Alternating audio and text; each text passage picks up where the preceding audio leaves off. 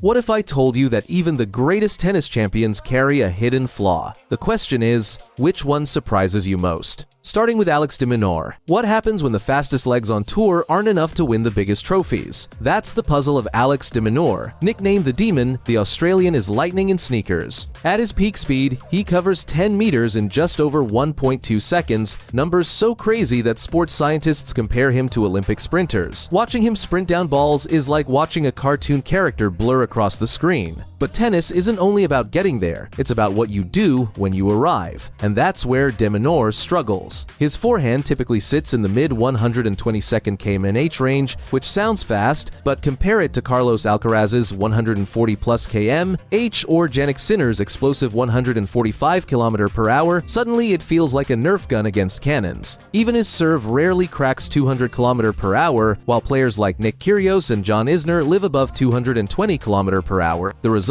Against power players, he often looks like he's running in circles just to survive. His head-to-head record against Sinner is brutal: 0 wins, 6 losses. Against Medvedev, another wall with weapons, he's also negative. Fans cheer his fight, but they know he often has to win twice as many points as his opponent just to scrape through a set. And here's the haunting part: his entire game depends on speed. But speed fades. By 30, most players slow down by a fraction, and in tennis, a fraction means defeat. So the whispers begin: can de Minaur bulk up his weapons before time catches him? Because if not, the Demon risks being remembered as the fastest runner who couldn't quite catch the biggest prizes. And from a player with too little firepower, let's move to one who has plenty but loses it all the moment the ball touches his backhand. Next comes Matteo Berrettini. What happens when your forehand is a rocket launcher, but your backhand feels more like a paper shield? That's Matteo Berrettini's paradox. The Italian has one of the most feared 1-2 punches in tennis, a serve averaging 210 km/h, followed by a forehand so heavy it regularly clocks above 150 km/h. On grass, this combo turned him into a predator. He reached the 2021 Wimbledon final, where even Novak Djokovic admitted his serve and forehand are bombs. But here's the catch: his backhand. Opponents have practically written manuals on how to dismantle him. They target his backhand corner, forcing him into awkward slices or rushed errors. In the 2021 Wimbledon final, Djokovic won over 70% of points when rallying to that side, turning Berrettini's strength into irrelevance. Then comes his movement. Berrettini stands 6'5", 196 cm, and while his build gives him huge power, it costs him agility. In long rallies, he often looks like a Ferrari stuck in second gear. Daniil Medvedev exposed this brutally at the 2021 ATP Finals, dragging him into wide rallies until Matteo retired injured. And that's the other piece: injuries. From abdominal tears in 2021 to recurring wrist and foot problems, Berrettini has missed major chunks of seasons. At his peak in 2021, he was ranked world number 6. By mid-2023, after a string of withdrawals, he had slipped outside the top 20. Fans love his charisma, his Italian charm, and of course, that forehand. But his weakness is no secret. Until Berrettini finds a way to protect his backhand and keep his body healthy, he'll always be known as the man with a sledgehammer forehand and an unsteady shield. From Berrettini's fragile backhand, let's turn to someone whose entire fortress sometimes collapses from within because of his own temper. Now to Novak Djokovic. How can a man with 24 Grand Slam titles and more than 400 weeks as world number 1 possibly have a weakness? With Novak Djokovic, the cracks don't come from his game, they come from his temper and, more recently, the slow creep of age. Djokovic is built like rubber. His flexibility is freakish. In 2011, he won 41 straight matches to start the season, breaking McEnroe's 27-year-old record. He's one of only 2 men ever to hold all 4 slams at once in the Open era. But even Superman loses patience. In the 2020 US Open, Djokovic was defaulted after accidentally striking a line judge with a ball in frustration. Earlier, at the 2016 Rio Olympics, he broke down in tears after a shocking loss to Juan Martín del Potro, showing that under all that armor, emotion simmers. His temper also flares in smaller ways. Racket smashes, he's shattered dozens in finals, icy stares at crowds who boo him, even shouting matches with umpires. Fans adore his passion, but critics say these eruptions show the only thing that can truly beat Djokovic is Djokovic. And now comes father time. At 36, his recovery takes longer. Between 2017 and 2018, an elbow injury forced him out of competition for 6 months. In 2023, during a loss to Carlos Alcaraz at Wimbledon, his movement looked human for the first time. Statistics back it. His rally endurance has dipped where once he regularly thrived in grinding rallies of 10 shots or more, now opponents can shorten points more often against him. Still, even with age and temper chasing him, Djokovic remains the benchmark. But while Novak battles his emotions, another star wrestles with an entirely different ghost focus. Turning to Grigor Dimitrov. How do you go from being called Baby Federer to struggling with the weight of your own talent? That's the story of Grigor Dimitrov, a man whose game is as beautiful as it is fragile. When Dimitrov burst onto the scene in 2008, the comparisons were instant. One-handed backhand? Check. Silky movement? Check. Stylish shot-making? Double check. He even won Wimbledon and US Open Junior titles, and by 2017, he had climbed to world number 3 after winning the ATP Finals. On paper, his resume screams superstar, but here's the catch. Grigor's biggest opponent hasn't been Nadal, Federer, or Djokovic. It's his own focus. Throughout his career, he's been known to play one set of dazzling tennis, threading passing shots like a magician, and then suddenly collapse the next, spraying unforced errors everywhere. In fact, in his 2018 season, Dimitrov racked up 164 double faults, one of the highest on tour, often at crucial points. Fans still remember the 2014 Wimbledon quarterfinal where he dismantled Andy Murray in straight sets. But in the semifinal against Novak Djokovic, his nerves betrayed him 55 unforced errors later, the dream slipped. That pattern repeated, moments of brilliance overshadowed by lapses in concentration. Even his nickname, Baby Fed, became a curse. Living in Federer's shadow meant expectations skyrocketed, yet when the focus wavered, disappointment hit harder. His head-to-head against the Big Three? Brutal. 1-14 versus Nadal, 1-7 versus Djokovic, 0-7 versus Federer. And still, fans love him for the artistry, because when Dimitrov is locked in, tennis looks like ballet. But when the mind drifts, the match drifts with it. And if Dimitrov's weakness is mental, the next legend's flaw was carved into his entire playing style. Looking at Andy Roddick. What happens when your biggest weapon is a cannon, but the rest of your arsenal feels half empty? That's the paradox of Andy Roddick. In the early 2002, he wasn't just America's best hope, he was American tennis. At his peak, Roddick's serve averaged 135 miles per hour, with bombs over 150 miles per hour. In fact, in 2004, he unleashed a world record 155 miles per hour serve at the Davis Cup, a speed that stood for years. That weapon carried him to the 2003 US Open title at only 21 years old, making him the youngest American man to win a slam since Pete Sampras. But here's the thing. Beyond the thunderbolt serve and forehand, Roddick's game had glaring holes. His backhand often broke down under pressure, reduced to slices against aggressive opponents. And against the all-court brilliance of Federer, his limited arsenal looked painfully exposed. Their head-to-head? Federer won 21 of their 24 meetings, including 3 Wimbledon finals. The 2009 final is infamous. Roddick served 27 aces, pushed Federer to 16-14 the 5th set, and still lost after over 4 hours of battle. Fans admired his grit, his sarcasm in press conferences, and his loyalty to Davis Cup. He led the US to victory in 2007. But they also knew his style was one-dimensional. Once rallies extended or an opponent neutralized the serve, the weaknesses became obvious. Against Rafa, his win-loss record was just 3-7. Against Novak, 5-4, but mostly early career wins. Roddick carried American tennis on his shoulders for a decade, finishing year-end top 10 for 9 straight seasons. But his game's limits meant one slam was all he'd get, a number that feels cruel for a player who gave so much. And if Roddick's flaw was a lack of variety, the next superstar has the opposite problem. Too much, too soon, sometimes crashing under his own brilliance. Moving on with Carlos Alcaraz. What happens when a rocket ship takes off so fast, it sometimes forgets where the landing strip is? That's Carlos Alcaraz in a nutshell.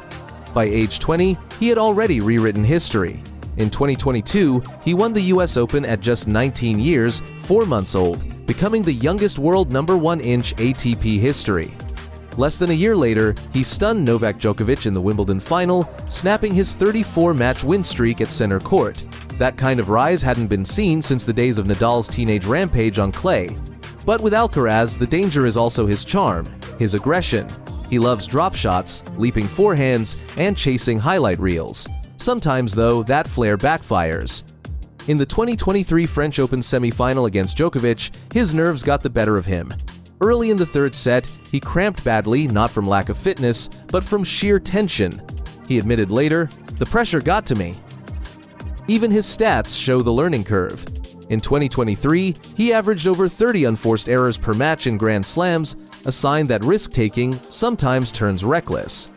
Against grinders like Jannik Sinner, those errors pile up fast. Fans adore him because every point feels like theater, but coaches whisper that he still needs patience. The shots he can make are outrageous, but choosing when to play them is still part of his education. And here's the twist. Alcaraz has already beaten Nadal, Djokovic, and Federer, something most players never do in an entire career. But his biggest opponent right now isn't across the net. It's his own youthful fire. If Alcaraz sometimes burns too brightly, the next player flickered like lightning, dazzling, destructive, but impossible to predict. Then comes Marat Safin. How can someone look like the most unstoppable force in tennis one day and like a ghost the next? That was Marat Safin. At his peak, he was terrifying.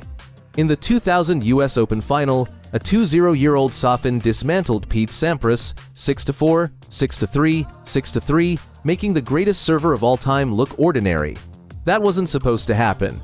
In 2005, he stunned Federer in a 5-set Australian Open semi-final that's still replayed as one of the greatest matches ever.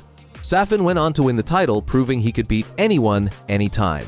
But here's the catch. Safin didn't do it often enough. Across his career, he won just 2 Grand Slams, despite having the firepower for many more. Why? Because his game was a thunderstorm, dramatic, explosive, but impossible to predict. One day he'd hit 70 winners. The next, 70 errors. His emotions didn't help. Safin smashed over 400 rackets in his career, once breaking 3 in a single match. Reporters joked he should have signed with Wilson's replacement division. His own coach admitted, "You never know which Marat is walking on court." Fans adored him because he was box office tall, charismatic, brutally honest. He'd flirt with ball girls, make crowds laugh in interviews, and then implode mid-match. He was chaos, but beautiful chaos. By retirement in 2009, his career record was 422-267.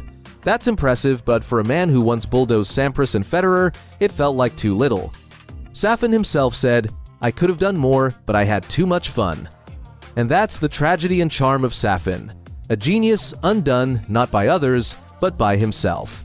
But if Safin's weakness was unpredictability, the next legend fought an enemy far more ruthless, his own body. Switching over to Rafael Nadal. How does a man win 22 Grand Slam titles while fighting his own body the entire way? That's Rafael Nadal's story. On court, Rafa is a warrior. He's the only man in history to win 14 French Opens, compiling an insane record of 112-3 at Roland Garros, a 97.4% win rate. His forehand, loaded with over 3,000 revolutions per minute of topspin, bends physics itself. His fitness routines became legendary.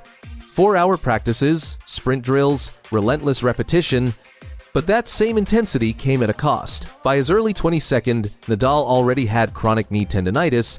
Later came wrist injuries, abdominal tears, back spasms, and most famously, Müller-Weiss syndrome in his left foot, a degenerative condition doctors warned could end his career. In 2021, he could barely walk without limping. And yet, he kept coming back. At the 2022 Australian Open, he staged one of the greatest comebacks in tennis history. Down 2 sets to Daniil Medvedev in the final, he clawed back to win in 5, earning his 21st slam. Just 5 months later, playing with numbed injections in his foot, he captured his 14th French Open. Fans call him the Iron Man wrapped in tape. By 2023, Rafa had pulled out of around 15 Grand Slams due to injury, yet still held more majors than nearly anyone else. What makes him so admired is that paradox, a body that breaks, but a spirit that refuses to. Every time doctors counted him out, Rafa proved them wrong. But if Nadal's weakness was his fragile body, the next player faced the opposite problem, a body built like a tank, but movement that often betrayed him. Up next, Milos Raonic. Imagine standing across the net and hearing a 155 miles per hour serve explode past you before you even blink. That's Milos Raonic's game, a missile launcher in tennis shoes. By 2016, he had blasted over 5,000 career aces, reached a career-high world number 3, and even made the Wimbledon final against Andy Murray. For years, he was the most feared server on tour, his first delivery winning him over 90% of points on grass. But tennis isn't only about serving rockets. Raonic's problem was what came after. His return game ranked among the weakest of the top 20 players against elite servers like Federer or Djokovic. He often looked helpless. His movement, too, was stiff. Built like a tank at 6'5" and nearly 100 kg, Raonic had footwork that critics compared to a vending machine on wheels. Rallying dragged him into trouble. He simply couldn't defend or change direction quickly. Opponents knew the formula: absorb the serve, extend the rallies, and target his two-handed backhand, which lacked penetration. That's why, despite his serving superpower, he never lifted a slam. His career head-to-heads tell the story. 112 against Djokovic, 211 against Federer, 2-8 against Nadal. Injuries didn't help either. By 2021, Raonic's recurring calf, thigh, and hip problems sidelined him for long stretches, stalling his momentum just as the younger generation surged forward. Yet his serve remains legendary. Even today, Raonic holds one of the highest career ace-per-match ratios in history. His weakness wasn't skill, it was mobility. Tennis demanded a marathon runner's engine, Raonic had a sprinter's cannon. But if Raonic was too rigid to keep up, the next name had the exact opposite problem: grace and brilliance in every shot, but a single crack that rivals exploited for years. Now it's Roger Federer. Roger Federer's game looked perfect. His 20 Grand Slam titles, 310 weeks as world number 1, and 5 straight US Open and Wimbledon titles made him Mr. Perfect in tennis. His forehand was liquid power, his serve smooth and effortless, his movement almost balletic. But even legends have cracks, and for Federer, that crack lived in his one-handed backhand. Rafael Nadal exposed it to the world. In their first clay court battles, Nadal bombarded Federer's backhand with his lefty topspin forehand, kicking the ball up shoulder high. On hard courts or grass, Federer's backhand could be a weapon, slicing low or ripping winners. But on clay, under Nadal's barrage, it became defensive, floating chips instead of attacking drives. Between 2004 and 2014, Nadal beat Federer 23 times in 33 matches, with the majority of his wins built on that simple tactic: pound the backhand until it breaks. Even Novak Djokovic joined the playbook. In the 2011 US Open semifinal, Djokovic saved 2 match points against Federer, hammering his backhand corner repeatedly before stealing the match. Federer's one-handed flair was beautiful but vulnerable against heavy spin and relentless pace. Federer did adapt. At the 2017 Australian Open final, he shocked Nadal by standing closer to the baseline, ripping backhands early, and refusing to slice. It worked. Federer won in 5 sets, cracking winners off the very side that once betrayed him. That title was his first slam in nearly 5 years. His weakness never disappeared, but his brilliance often masked it. Federer's artistry dazzled, but history will always remember how Nadal's topspin and Djokovic's precision found the one thread in an otherwise flawless tapestry. And if Federer's flaw was technical, the next superstar's weakness wasn't in the racket at all, it was in the body that carried him. Here's Andy Murray. Andy Murray is the definition of grit. He broke into the Big Three's fortress and made it the Big Four, winning 3 Grand Slam titles, 2 Olympic gold medals, and even reaching world number 1 in 2016. But for all his tactical genius and defensive brilliance, 2 shadows haunted his career: his second serve and his injury-plagued body. Let's start with the serve. Murray's first serve could be devastating, clocking up to 140 miles per hour, but his second serve often wobbled. At times, it averaged only 85-90 miles per hour, making it one of the softest among the elite. Aggressive returners like Novak Djokovic and Roger Federer feasted on it. In finals, it was costly. During the 2016 Australian Open final, Djokovic won a staggering 61% of Murray's second serve points, turning the match into a rout. Then came the body. Murray's physical style, chasing every ball, sliding, lunging, counterpunching, wore him down. His hip injuries became the most infamous. In 2019, he tearfully admitted in Melbourne that his career might be over, saying, "I can't keep playing like this." Surgeons inserted a metal hip, turning him into one of the only players in history to compete with such hardware. Amazingly, he still pushed top players like Stefanos Tsitsipas and Matteo Berrettini to 5-set marathons. Murray's weakness wasn't just about numbers, it was about time stolen by injury. He lost whole seasons when his prime could have added more slams. Fans often say, give Andy Murray Novak's body and he'd have double the majors.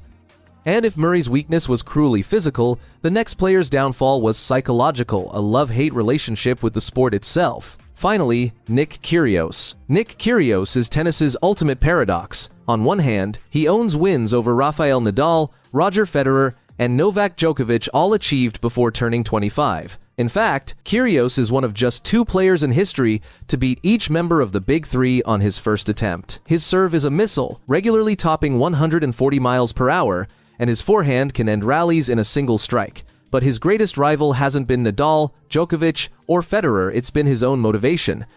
Kyrgios himself has admitted, "I don't practice much. I just don't love tennis that much." That attitude has left fans frustrated and fascinated. While most pros grind through hours of training, Nick has skipped events, withdrawn mid-tournament, and smashed more than $800,000 worth of fines into his resume. At the 2019 Cincinnati Masters, he racked up $113,000 in penalties in a single night, one of the highest in ATP history. And yet, when he's locked in, he's electric. His 2022 Wimbledon final run proved it, serving 120 aces in the tournament, dismantling Stefanos Tsitsipas in a fiery third-round clash, and taking Novak Djokovic to 4 tense sets in the championship match. A few weeks earlier, he and Thanasi Kokkinakis had won the Australian Open doubles title, showing the kind of talent that could have made him a slam winner many times over. His weakness isn't skill, it's the question of which Kyrgios will show up. The one who looks like he'd rather be playing NBA 2 Kelvin on his PlayStation, or the one who can dismantle world number 1 second under the bright lights. Tennis historians may one day call him the sport's greatest what if.